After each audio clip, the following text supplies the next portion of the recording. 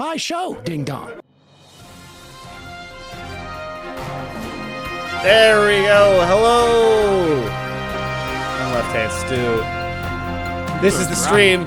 It is Wednesday, April 24th. I'm here with Luke Lebrun from Progress. You should be unmuted now. Yes, you are. You can speak. Hello. Hello, Stuart. Thank you for having me on your Twitch stream again. Thank you. The most professional news streamer on Twitch. What? Get rid of this. Why is that? There we go. You might actually be able to say it is Canada's most watched Canadian political Twitch stream based in Ottawa. Yes. We have to add based in Ottawa because I think technically most watched Canadian political streamers, XQC, our man from Montreal. And then we've also got Rob Rousseau out of Montreal as well. A lot of good political streamers from Montreal. So we've got you here. Based in Ottawa. Based in Ottawa. It's a very important part. So got you here. There's a very interesting sort of news that broke sort of like late last night as these videos were coming on the stream of Pierre Poilievre, Conservative Leader, making a sort of pit stop at the Nova Scotia-New Brunswick border for these protesters. So I guess just before we get into it, so who are these people that Poilievre has sort of decided to that he says that everyone is happy with what you're doing? Who are they, and what are we happy with what they're doing? So this is a group of people who have been camping out for the last 3 weeks, most recently at the Nova Scotia-New Brunswick border. There is a visitor center right next to the Welcome to Nova Scotia sign when you cross the river from New Brunswick into Nova Scotia. Mm-hmm. And I guess they've been living or camping out in this like roundabout, which is part of the extended parking lot of the visitor information center. So yeah, they've been there for the last 3 weeks. Most recently, it's, they're doing the axe the tax, carbon tax thing. But like the guy who's on the screen right there, a guy by the name of Thomas Everett, he's basically been organizing these protests at this exact same spot going back to 2021. So like, first it was, opposing public health orders. Later on, they kind of hopped on the Freedom Convoy bandwagon. Some of these people have been, actually, there were other people who are part of this campsite who are linked to the Save the Children Convoy, which is a group that I've covered. They're currently still camped out 40 minutes east of Ottawa.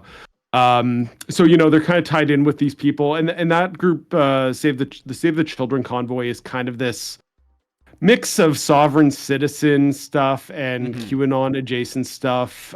So this Thomas Everett guy, I mean, if you look at his social media feeds, he has photos. He's posted like a notice on the front door of his house telling Ottawa, yeah, you've got it right there. Yeah. So he's posted this no trespassing notice to put the police and local bylaw and public health officers on notice that if they enter his property, they will be arrested. This is really typical of sovereign citizen type groups and, just the sort of pseudo legal. I know it's kind of an interesting, like, subculture, the pseudo legal community, is people who they'll put together these templates and kind of come up with these really convoluted interpretations of the law to basically say that they exist outside of the law. But anyways, that's kind of what you're looking at right there. But yeah, so he's one of the leaders. There are a couple of other people. I think there's maybe about somewhere between 6 to a dozen core people who are like actually camping out there. And then on evenings and weekends, those numbers kind of grow. People come in from the surrounding region, that kind of a thing. And that's sort of, I guess it's kind of very similar to, like you said, what we spoke about last time was the sort of encampment or whatever have you that's just outside of Ottawa. There's one, is it in Saskatchewan? That I was just looking at. I know there's one where they're setting up sort of like it's like basically their own like separate truck stop almost, where they're gonna have like places to eat and stuff, and they'll be serving food, and they have like little tents with chairs for people to hang out. So it is sort of, it seems like there's a bit of a, like they've figured out how to sort of do this for a long period of time, if not for varying levels of intensity of how many people are there and how many they can support. Yeah, I believe too. There's even a group that's at the Quebec Ontario border along the 417 out to, like, if you're driving from Ottawa to Montreal. I've heard some people say that they went out along that area, and there's people kind of doing the same thing there. I think there might be these kinds of things at a number of interprovincial borders, like along the highway. Yes, yeah, no, there's a few of them. So you wrote about this. You had this story up like sort of fairly early this morning, right? So this you did like a lot of this was you going through just on through the social media feeds, as was everyone else doing, because it was just the videos were being put up. But it does like I guess I can go to sort of the explanation that was given by Poilievre's office, that they were sort of driving between two events and just saw them on the side of the road and thought that they're just going to stop. So I guess what do you make of that? Because it does kind of seem strange that they wouldn't, because like they've been there for a while, and there's been a decent amount of reporting. So it's like, what do you make of that? That it was just sort of a he just happened to stop there, and other people have been sort of reading into it as he's giving his sort of endorsement to groups like Diagolon, and I don't know if that's completely true considering his own experiences with Diagolon. So what are your thoughts on that? Yeah, no, that's I think that's a really good question. And I mean, so you've got the video on the screen. Like, I won't ask you to play it right now, but basically he tells the people who like do look like they are genuinely surprised to see Pierre Poilievre there. In that video clip, he basically tells them he's driving. He had an event in PEI. We know that's actually true because we can see the photos of him there. He's driving from PEI, came down the highway. He's going to Nova Scotia, and along the way, when he drives past the "Welcome to Nova Scotia" sign, I guess he sees this, these people with the, F Trudeau flags and upside down maple leafs and, random slogans about carbon taxes and what have you. So according to Poilievre, he decided to tell his driver to pull over and, basically pulled into this visitor center parking lot and, got out of his SUV and started, mingling and talking to them and giving them pep talks and things like that. So I mean, to your point, I think that is a good question. He does mention in the clip from the live stream, he does mention that he has heard of them previously. Like, he tells them that he's heard about them in the news or in the media. Mm-hmm.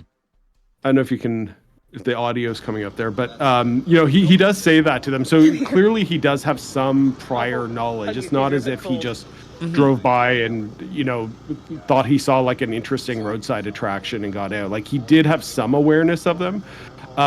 So yeah, I don't know. Like, I mean, his story is consistent between what he's saying in this video and what the statement you got from Sebastian Skamsky, what that said. I don't know though. Like, personally, I kind of get it just seems like, why would he, like, what would he have to gain from doing that? I guess that would be my question. Well, I suppose, yeah. Okay, what would be your? I mean, my theory? assumption would be that it, like, from, because we sort of we sort of saw him do this when he brought out like sort of the coffee and donuts to the convoy protesters when they were in Ottawa, and that, while there was a lot of like sound and fury over that, at the end of the day, he then went on to become leader of the Conservative Party. And if you go back to 2021, and there are people who would believe that one of the reasons why the Conservatives didn't win that election is because of that sort of almost like 7 to maybe sometimes I think it was up to like 11% of voters who said that they were going to be voting for the PPC. And if the Conservatives have been able to keep those voters on side, they may have won the election. So I don't think he may not see that there's actually this much of a downside, or that people outside of Ottawa or the bubble actually sees that much of an issue with him stopping to speak with protesters. In the reverse, like if it was like say a a liberal or NDP leader, like it was Jagmeet Singh, stopping to like meet with, say, like water and land defenders who are like either blockading or nearby like a train station. That would be like it from in his circles. That would be viewed as like something good for him to do, and then his detractors are like, oh, he's like cozying up to extremists. So it's one of those things, or whether or not they view that as actually him meeting with people who are too much outside of the realm. And I've seen when I posted that response from Pierre Poilievre, you look at the quote tweets, it's not really surprising how anyone reacts, but there are a lot of people going like, well, he's just meeting with protesters, and he should meet with people just because he does it. So it's like, I don't know if they would see it as much of a like a mistake, or that they accidentally did this. Yeah, no, I mean, I see that point. And, there's examples too where, sometimes politicians do things where they try to make it look like they're having a really spontaneous moment, a really authentic moment for social media, and that goes viral. And, like we saw with Justin Trudeau shortly after he got elected in 2015, he was popping out of caves in Gatineau Park, or, he's photobombing people during their weddings, covered in baby oil for some reason. Yeah, and it just always felt a little too slick. Like, I mean, I don't think anyone's ever proved that was staged, but it always did seem a little too smooth. Yeah. So I could see him trying to do something like that, except I don't feel like this was done in a very smooth way.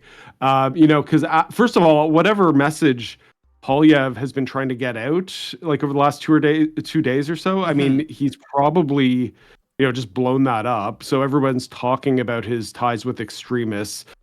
I don't really see that as helpful to him right now. Maybe if he was in a leadership race, or if he was, I mean, when the Freedom Convoy first rolled in, I mean, there was this kind of push to oust Aaron O'Toole, right? So I guess I could see a clearer reason to maybe align yourself with extremists at that point. But yeah, I don't know. It just feels very sloppy to me. Like this morning, I didn't see, your typical kind of conservative surrogates coming out with what sounded like coherent talking points. Like I didn't actually really notice anyone like even engaging with it. And it just seems like if you were going to deliberately go somewhere, associate with people who are like very clearly going to be like, as I found without too much trouble, these people are posting like within the last day or two are posting photos of like planes and talking about chemtrails and stuff like that. Like their entire social media feed is just filled with this stuff. And then, there's the photo of him coming out of the trailer, and there's the Diagolon flag. And, if you're going to do something so obviously problematic, or something that is obviously going to draw criticism to you, you would think that you might have a better response ready. And I just didn't see that with Poilievre. So I'm actually willing to give him the benefit of the doubt. And frankly, like Skamsky's response kind of actually, like, I don't think this helps him. Like, it just makes him look like he's doing things on the fly. He's got bad judgment. Like, why is he just like looking out his window of his SUV as he's driving down the highway and asking people to pull over so he can talk to these, just random kind of fringe people who are on the side of the highway camping out. That's one of those things where it is like, if you do make that comparison to the Trudeau shirtless running photo ops, where sort of the I guess the unconfirmed gossip was that in some cases the people he was running into may have been already confirmed friendly audience, shall we say, that he knew who he would be running into, basically. Now this one, if it is in fact, and I think it probably was a very impromptu and sort of spur of the moment thing, it may also be one of those things where by the time Poilievre has pulled over and started interacting with this group of people, and when you note with the door that has the Diagolon flag in it, that's on the inside of the door. So it's like Poilievre wouldn't have been able to see that until he's already being given the tour of the sort of trailer. So it is one of those things where it was like, oh, we've already kind of pot committed, and now we're starting to question the how wise it was to do this in the first place. So Well, the yeah. other thing Oh. too, I mean, as we know, like the Diagolon people, they were threatening to sexually assault Poilievre's wife. Mm-hmm. The RCMP launched an investigation into that stuff, and Poilievre actually denounced them after that happened. Mm-hmm. So, why would he, then choose to associate himself with people like that? I mean, to me, it just seems like it just shows. Like, I don't think this was planned out. I think he just. Yeah, I just think the whole thing is kind of just really sloppy, and it's like I think the issue is more that how irresponsible he's been, just by associating himself with people who he hasn't really done anything to kind of do a background check on, doesn't know who he's validating, doesn't know who he's platforming, and sure enough, they've got all these ties with far right extremists, and they're talking about really conspiratorial kind of kooky stuff. So yeah. And so I don't know if we want to watch Trudeau's response to it, which I thought was interesting and also you pointed out that it was funny because you had said something before that reminded me of it. I can't remember what you'd said, but it just the way that it was covered, it was still them talking about, even when it was reported by sort of the quote unquote mainstream news, the focus was still on Alex Jones, which means there's sort of like almost a delay time in how this is being processed, because it's like, well, we're talking about this because of this new thing, but we can only talk about the previous thing that had already happened in any sort of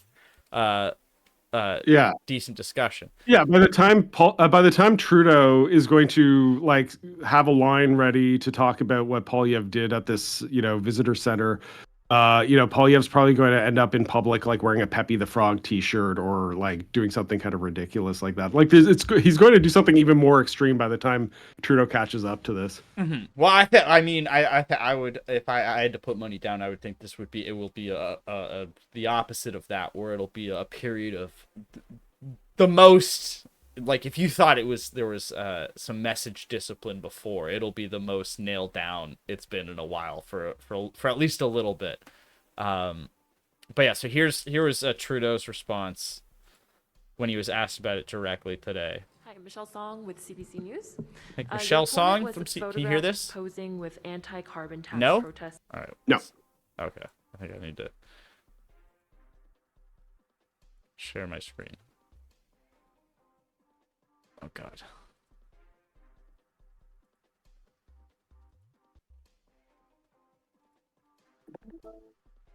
Okay. Shared that screen with you. Let me know if you can hear it. Can you hear it now? Flying F Trudeau flags. Yeah. In the video, Pierre Poilievre is heard saying that you are a liar and everything you say is quote bullshit.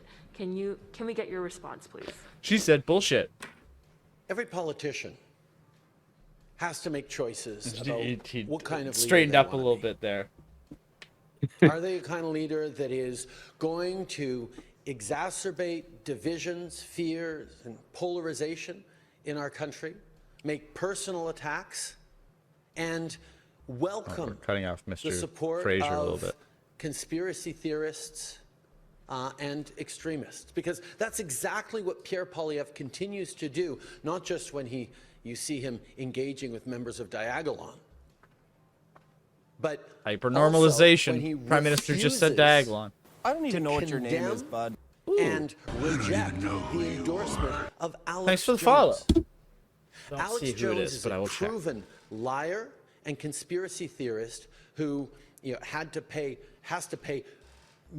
hundreds of millions of dollars because he lied about the Sandy Hook killing that killed Tool using mammal. Thank you kids. for the follow. This is the kind of man who's saying Pierre Poilievre has the right ideas to bring the country towards the right, towards conspiracy theories, towards extremism, towards polarization, towards the kind of lies that Alex Jones is peddling still.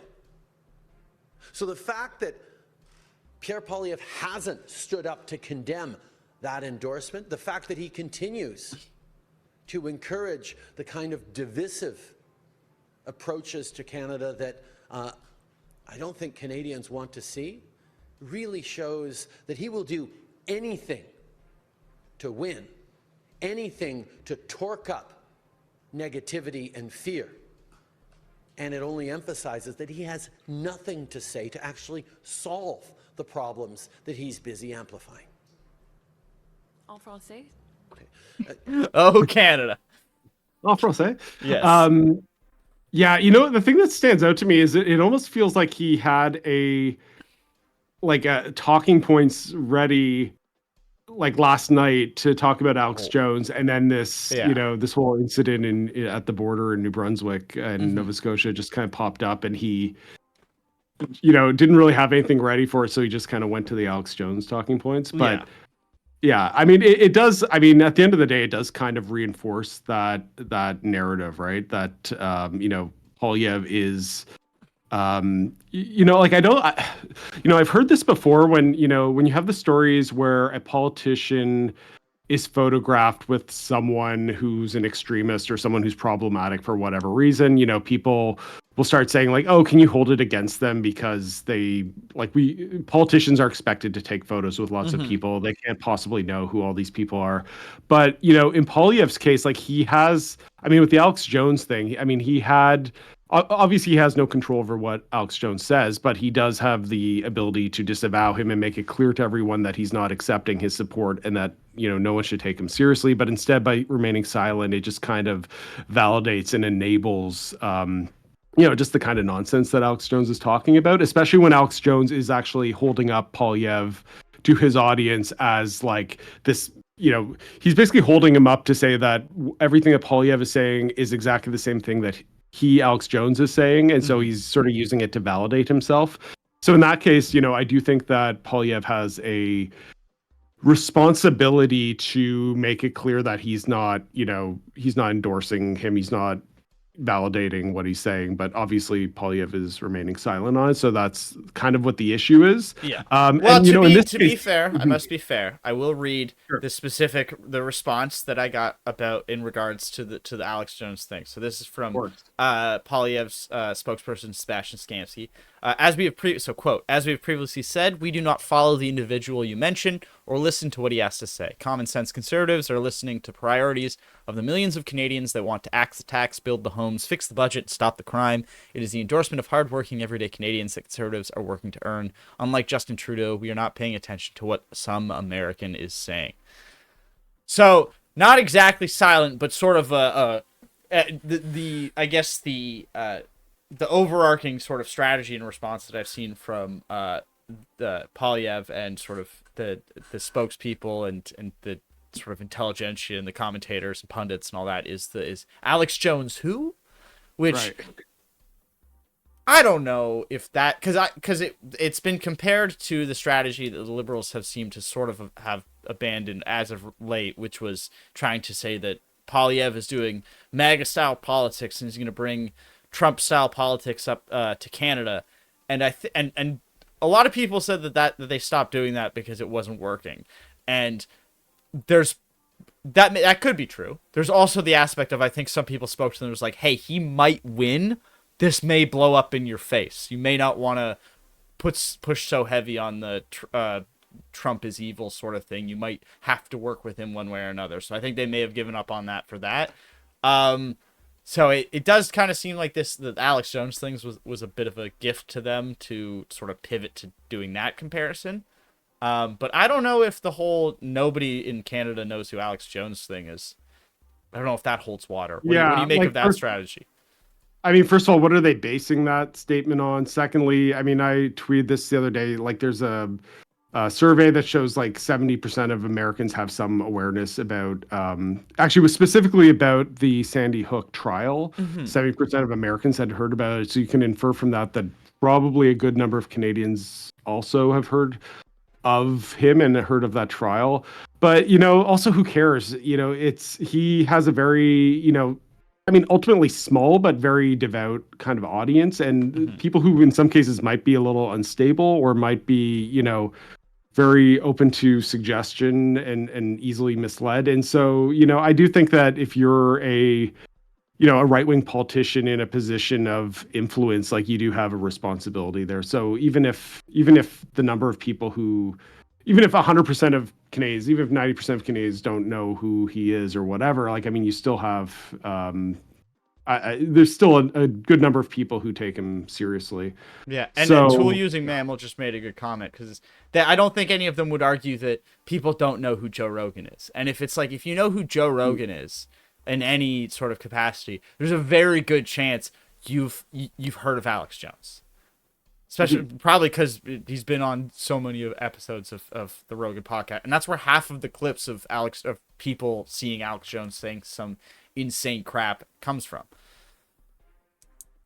So yeah, he does sell I think I don't know if they're pills, like there's some sort of supplement or like vitamins or something. Yeah, they're like prepper, like it's like some mix between like a meal supplement and like doomsday prep. Yeah, some combination of those things. Yeah, and he's also just, whatever it is, it's making him very, very red. I think he was selling like doomsday prepper gear also at one point. Yeah. Actually, the interesting thing about Alex Jones, I don't know if you know about his history, but he actually he's like he was kind of like a creature from the Austin, Texas subculture scene, and was kind of known as this sort of like he was basically doing kind of performance art at one point, like back in the 90s. He's actually in a couple of movies by Richard Linklater, like he's in Waking Life, and I think he's in oh god, what's the other one called? Anyways, yeah, he's in like 2 Richard Linklater movies, and he, like, I think that like he's Alex Jones is a case, I think, where the guy kind of like became the character that he was, like extreme method acting. Like who's the one, the Andrew Dice Clay I'm thinking of, where it's like Andrew Dice Clay isn't actually like that, but now he is Andrew, he is the character that he just, right. There's, you play that character for so long that it just becomes ingrained in who you are. You never stop doing the yeah.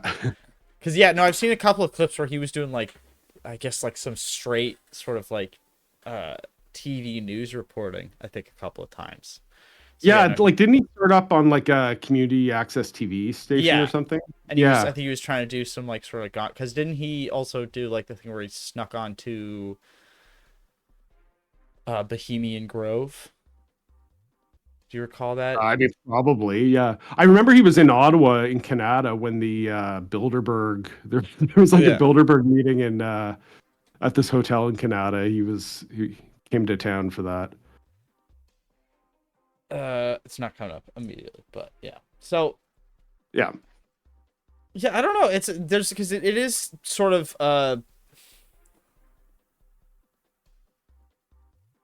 like, because when I saw these videos yesterday, I was like, oh, these are clearly AI. There's no way this is happening. There's no way he's in that trailer getting a tour. They've digitally, but clear enough it was. So I mean, I don't want to just keep rehashing it, but it feels like like, do you think this is something that could sort of blow up in his face? Because like we've sort of discussed, these aren't like they seem sort of like it's an alliance of people who may not actually be allies. That they're more just, they both really, really dislike Trudeau. Is this like, is he playing with fire here, you think? Because like you said, he just doesn't really know who he's interacting with and sort of giving the nod to? Yeah, I mean, it's interesting too. Like if you really watch his body language and kind of like watch the video closely, like he does look quite awkward around them. Almost like he's not really quite sure what to make of them, and you just sort of feel like he's a bit out of his element. But he also wants to show that he's sort of like one of the people, kind of thing. So that was something that stood out to me when I was watching the video. Yeah, I don't know. Like I think the danger, obviously, when like I mean, so you can talk about how, you know, the people on the far right are interpreting this, and then how people who are maybe more moderate voters, so to speak, how they might react to it. And I think that the danger for Poilievre is that those moderate voters will the people who might switch between being liberals and conservatives and that kind of a thing. The more this kind of thing happens, the more the narrative will entrench that Poilievre actually is like as you were saying, the liberals tried to tie him to Trump, which I always thought was kind of ridiculous. Like I actually do think that Poilievre takes a lot of inspiration from American Republican politics, but I don't think he's like a Trump Republican. He is kind of like a creature from like an American think tank or something like that. He also does seem extremely online too. Yeah. And that's the thing where I always kind of laugh with the comparisons to like when they compare Poilievre to Trump, which is like they're not the same. They're like, yeah, there's gonna be similarities because Trump is gonna be with the Republicans and they're the Conservative Party and Poilievre is the Conservative. So there's going to be natural overlap just on base. But as far as two dudes, they couldn't be more different in how they sort of how they behave, how they speak, how they interact with the world, and like particularly I noticed it with Jamil Javani, and this may just be because he went to school in the U.S. at Yale, where I noticed that sort of just in the way he speaks, and maybe you'll call this like media training, but it has that sort of air of the way sort of American Republicans speak and hold themselves. I'm not making fun of it. It's just sort of like it's a vibe. It's a vibe that's the way that the way their delivery and how they speak sort of thing. And Poilievre is, I feel like, would be more if you're going to compare him to sort of those like the pre-Trump Republicans in that vein, like who was the Republican who's the younger guy? Kind of like a Tea Party. He kind of like, I would say the closest analogy I would draw is like a Tea Party era Republican, like circa 2010. Who is the sort of younger Republican? And all I can think is all I'm thinking of is that one photo where he's sitting at the workout bench with the red hat and the gray shirt, and he's Ryan, the former vice president, Joel candidate. Why can't I remember his first name now? I know it's Paul Ryan. Yeah, Paul Ryan. Yeah. I sometimes get a lot of like sort of Paul Ryan vibes in just the way that sort of Poilievre does politics. So to go off topic a little bit here, I mean, Pierre Poilievre's history, he was a teenager. Thank you, Marina.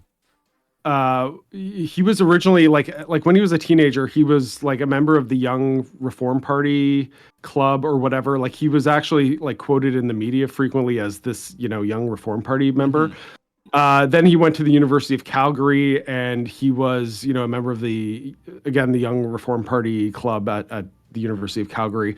But he really does kind of come from that kind of campus conservative culture. Mm-hmm. And, he was like in all the debate clubs and he's just like that kind of person. And he got elected quite young.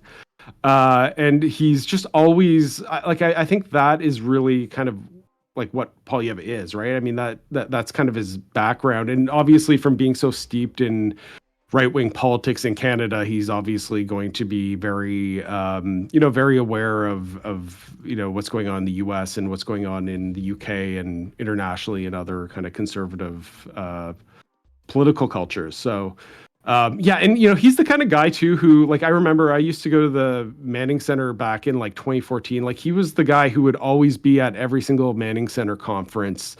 Mm-hmm. And just sort of in the audience, listening very, very closely to everything that's being said. He like that's just the kind of person he is. He's just someone who's just like extremely online, just very, very deep and committed to the kind of grassroots political kind of culture. He's a true believer. He's been raised in the dojo. That's right. He's not a transplant. You can't say that in any way. That reminds me, because you brought up debate club. Have you read any of The Prince? I think it's Machiavelli. No, well, that's funny. So it's Stephen Marr's book. I think. The new one. And I was like, oh, this is gonna be about Trudeau. And I had the thought, I'm like, please don't let this be one drawn out analogy for Machiavelli's The Prince. And sure enough, every single chapter starts with a quote from the prince.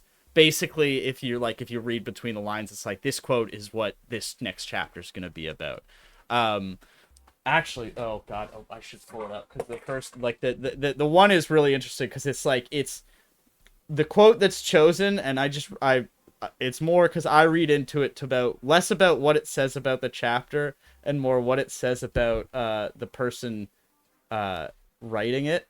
You're about to read from an embargo copy of The Prince by Stephen Meagher. No, I'm not. Oh, I wish you did. I was gonna read the opening. I was gonna read the opening quote of. Is that book not out though? I think it comes out later in May. Okay, never mind. Then I won't do that. I was literally just gonna read the opening Prince quote because I thought it was very. I mean, I think it might actually just be the opening quote for the Prince, but it is. Like, and that's me opening on my little making fun of it, but it is been very sort of, just with the first couple of chapters I've read so far. I think, like, just how like, because it starts with like Trudeau, like at college, and I think well, I mean, this, I don't think I've blown up the book by saying that Trudeau was also in debate club, and then just sort of like. The beginning almost kind of feels like the beginning of a heist movie where you can feel he's like, I'm assembling a team, where all the names are starting to come together. But that should be a good book if you ever get a chance to read it. I feel like someone could write a book or something about how so many of our political debates, but also sort of petty beefs, all kind of go back to stuff that happened in university politics. Yeah. Well, what's that Bowling for Soup song? High School Never Ends.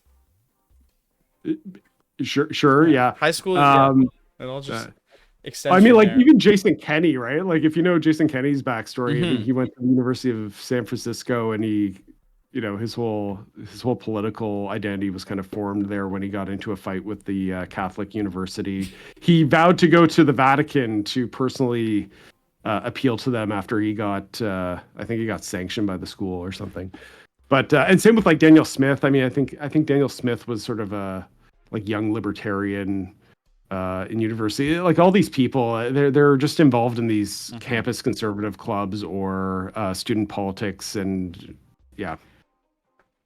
No, it's those are all my, because we're all very much just, we don't actually change all that much from what we were in our 20s. We may get a little bit less impulsive or rash, but we hold on to, like, if you were wronged in your early 20s, that sits in the heart of your chest for the rest of your life. Yeah. And then just everything else grows around it. Yeah, I'm sure every single political leader has some sort of like trauma in their like early 20s in university that is just completely ridiculous. And I'll show all of you. Yeah. So, I mean, I don't want to kick this horse to death, because it's mostly just going over why they did it. But I guess just anything else on your mind you want to chat about while I have you here? Did you have any big thoughts about the budget? Yeah, well, I covered the capital gains tax. That one's been interesting, the way that one's been covered. What are your thoughts on that one? I'm not too surprised, but yeah, you're seeing, for example, a lot of like the National Post and Globe and Mail. They're all kind of coming out with stories about how the business community is upset about it, but you never hear.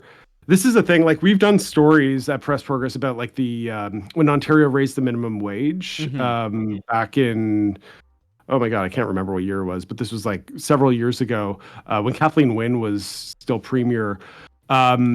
You looked at we actually looked at every single story that came out afterwards and looked at who was quoted in each of the stories. It was always Canadian Federation of Independent Businesses. It was always, some random small business owner who was just aggrieved about the change. Chamber of Commerce. Yeah, some economist. Taxpayers Federation. Taxpayers Federation, Fraser Institute. And like maybe one or two article out of like a dozen or so that came out like within a week or two after the announcement had a labor economist, had any kind of, like no one's quoting a minimum wage worker to ask them how their struggle is going. So this is so typical, right? You just sort of get the business lobby and all these, frankly, all these, wealthy people who have a platform and, have connections, they end up being the ones that get quoted in these stories and not the people who, might say for like the interesting thing about capital gains taxes. So you have like $1 in capital gains. 50 cents of that is just like automatically tax free. And then the other half of it is basically, taxed at your normal marginal tax rate. So, meanwhile, if you're, working in Tim Hortons or at Loblaws or whatever and getting paid minimum wage, you're paying tax on the full dollar that you're earning.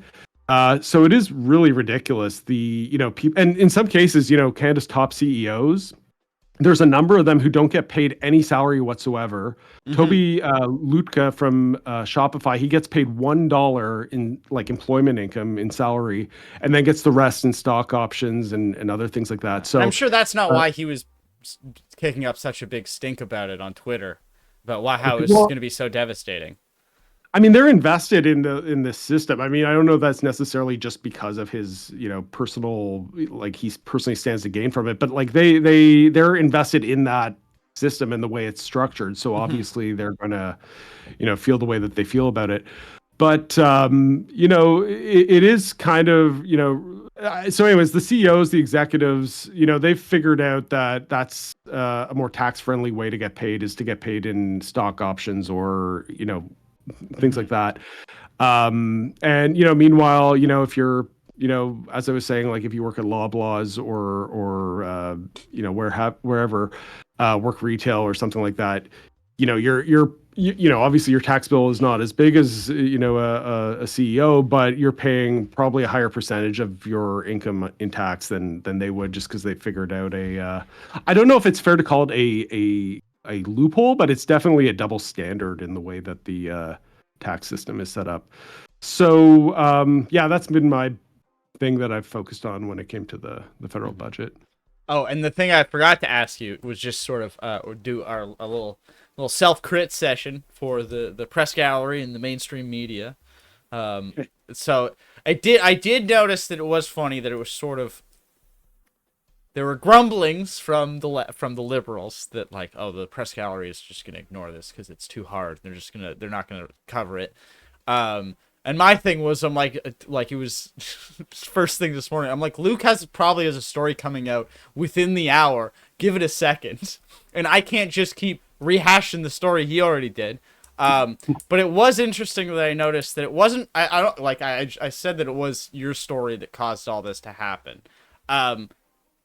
But the reason I think that like it was reported on was because Trudeau then commented on it. So and when you said it seemed like he had that sort of prepared comment. It did maybe, I was expecting maybe one of those things that he sometimes does where like he just, when the questions are done, he goes, well, one last thing that I want to say on my own, where he's done that a few times when he wants to take a shot at Poilievre and no one's given him the opportunity. So I guess, and then it sort of felt like, okay, now Trudeau has attacked Poilievre on it, so now it's a story. So I guess sort of what were your thoughts on how this was sort of reported on and sort of brought out the day? Because once that happened, you saw sort of the floodgates were open and everyone could report on it now. Yeah, I mean, I didn't, this was a live stream video that the people in the camp actually broadcast. I saw it. I wasn't even the first person to see it. People were tweeting about it last night. Shout out me, the cookie lady, who's in the chat. That's right. Yes. So yeah, definitely credit to Cookie Lady for finding it.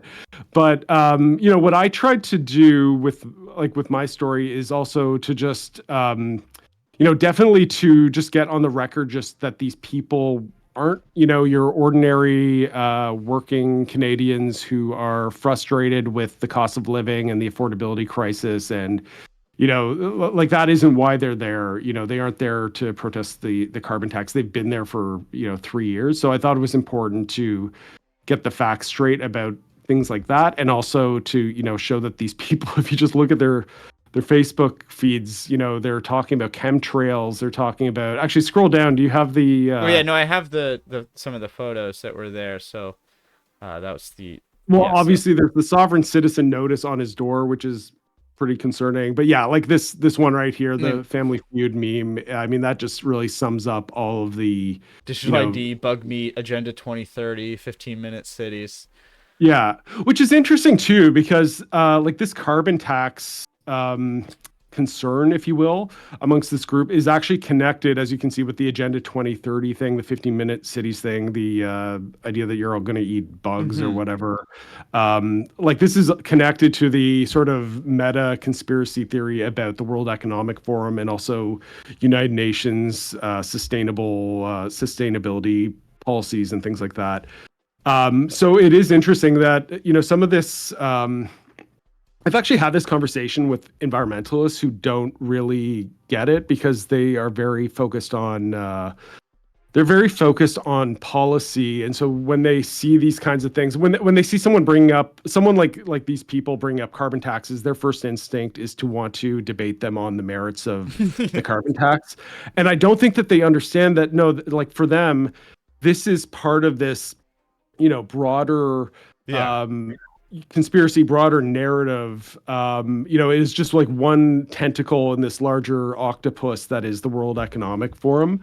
So you can't really, I don't think you can really engage with people who think like that, by trying to debate with them about, carbon tax rebates or they don't have an ideological disagreement with you on how best to address climate change. That's not why they're opposed to the carbon tax. Yeah, like they're not tech taxes kind of people. Yeah, like I think the anxiety underlying all of this is that they feel like their autonomy is going to be taken away by this, large technocratic, super entity that they don't have any control over. It's this, global foreign thing, so they don't have any control over this thing whatsoever.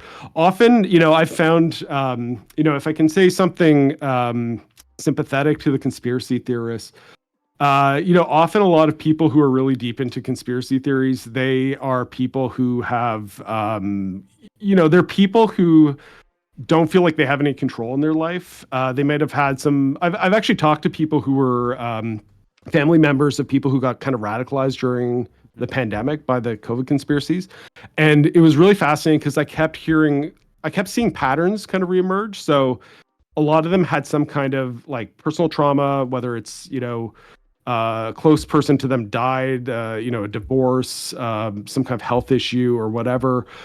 In some cases, there were, pre-existing mental health issues.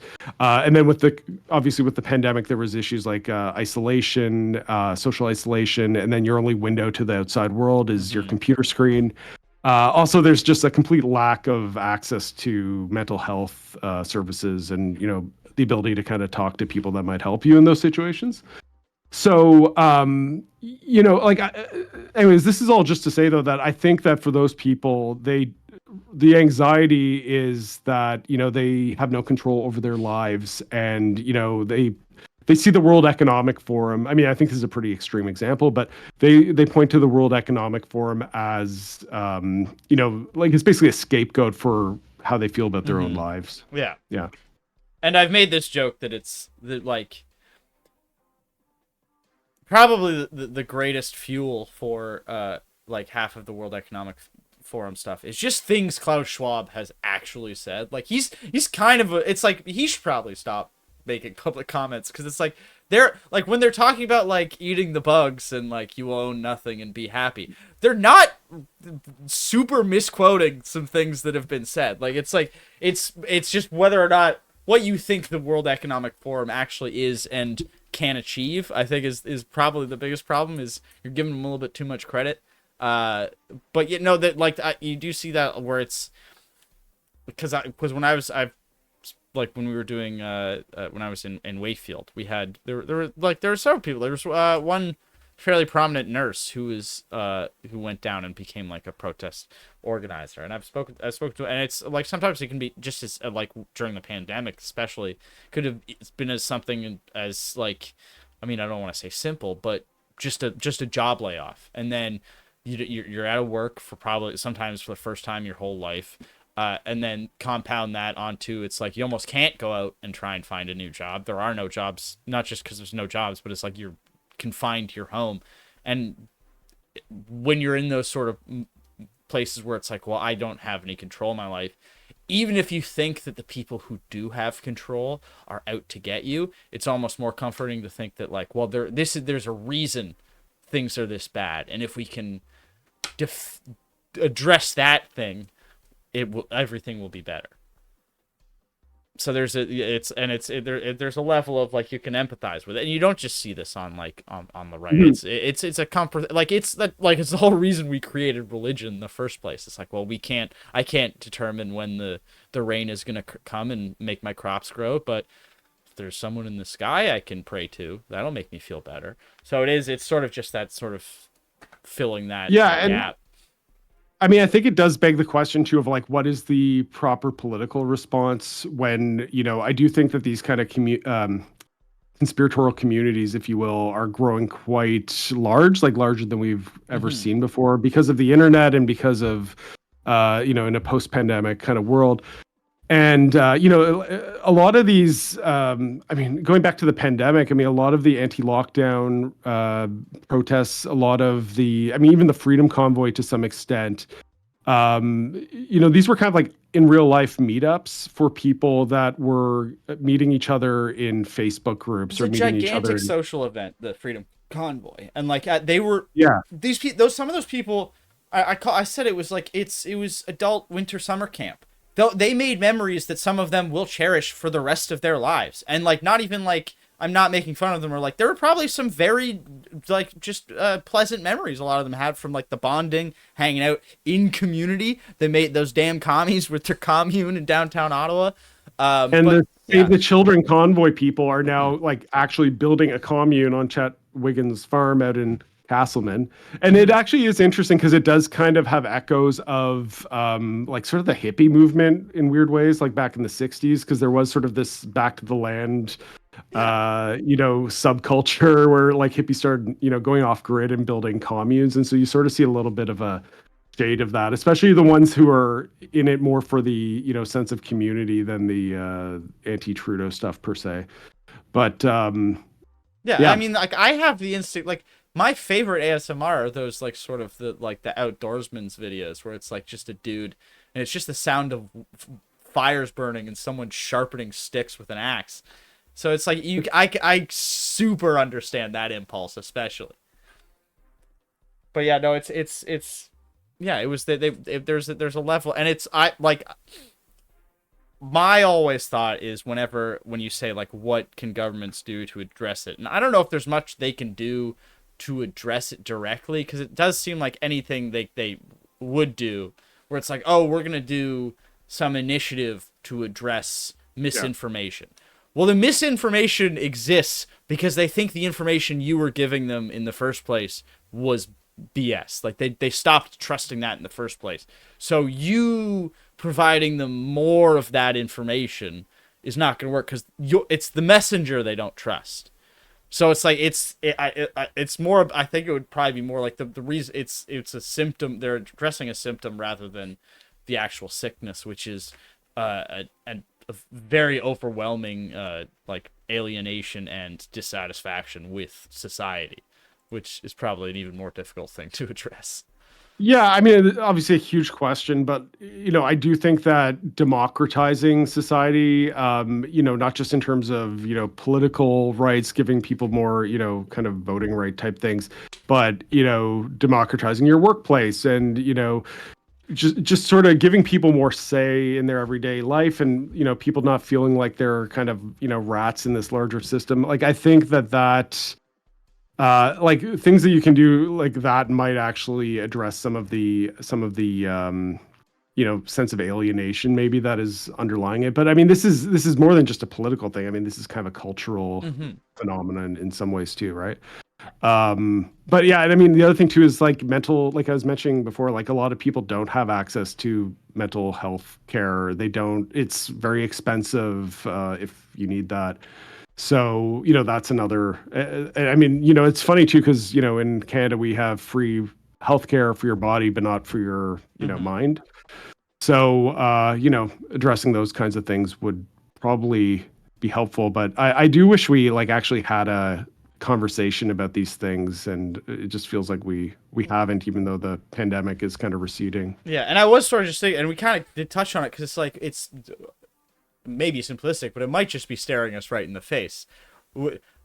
Look at all of these protests. Like Pierre Poilievre, because he looks like he's staring. Yeah, no, here's the solution. It's Mr. Poilievre. Well, but I'm talking about like more like when you look, even just to do a sort of a both sides thing. If you look at the protests at the college campuses as well, just as at the sort of the basic level of what they are and how these protests are forming, they're creating third spaces.